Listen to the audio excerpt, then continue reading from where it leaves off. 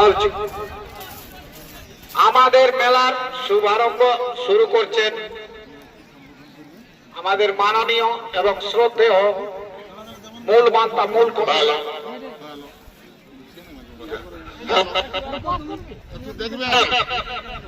Hello hello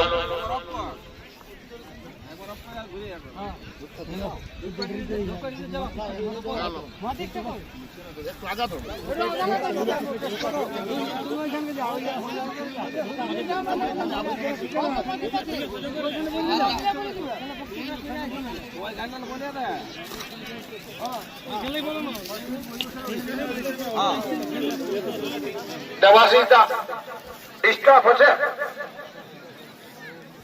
আমাদের মেলার শুভারম্ভ এবং শুভ সূচনা।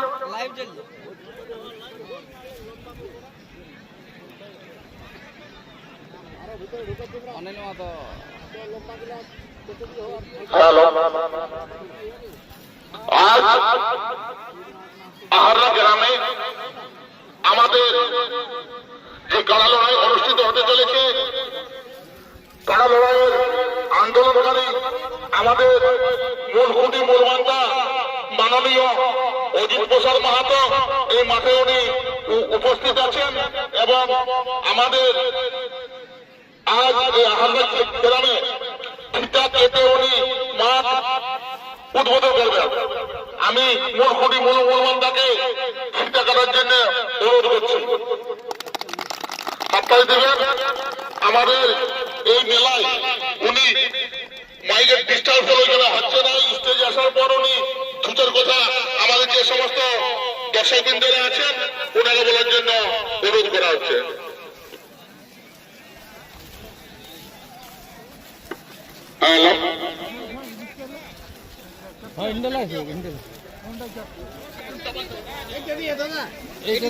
যে সমস্ত ভলেন্টিয়ার ভাইরা আছেন নিজে নিজের দায়িত্বে চলে যাবেন।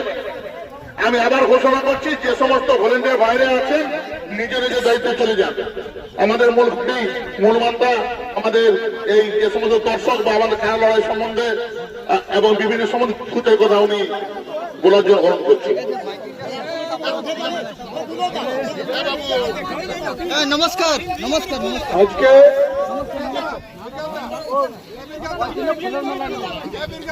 আমরা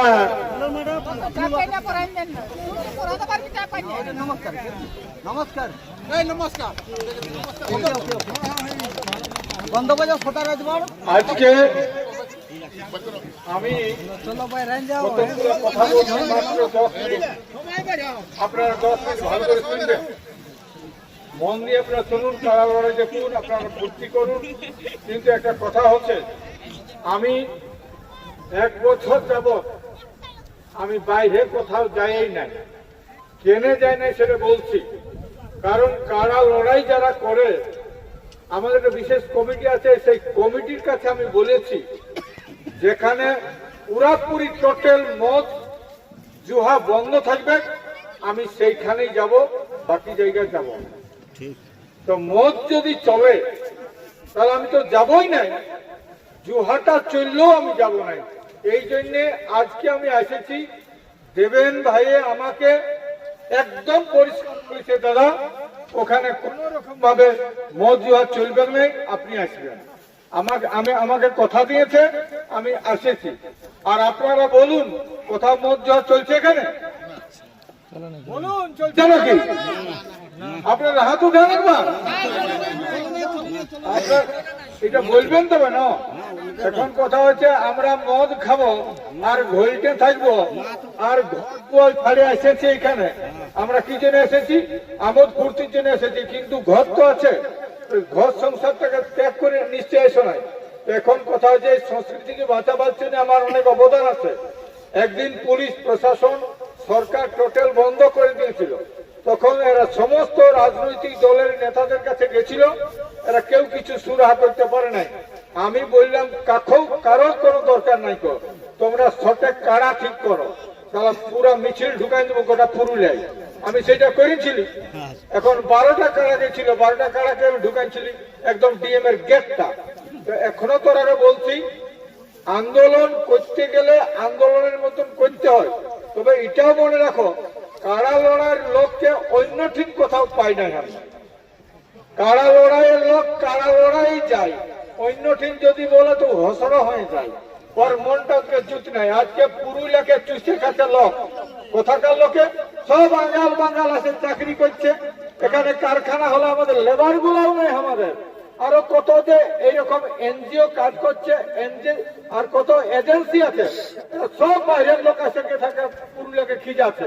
আজ দেখো যত রিসোর্ট বলেছে অযোধ্যায়, এখন গাড়িগুলা গুনতে পারবে না, একটা হামাদের লোক হয়, সব বাহির যাচ্ছে লোক।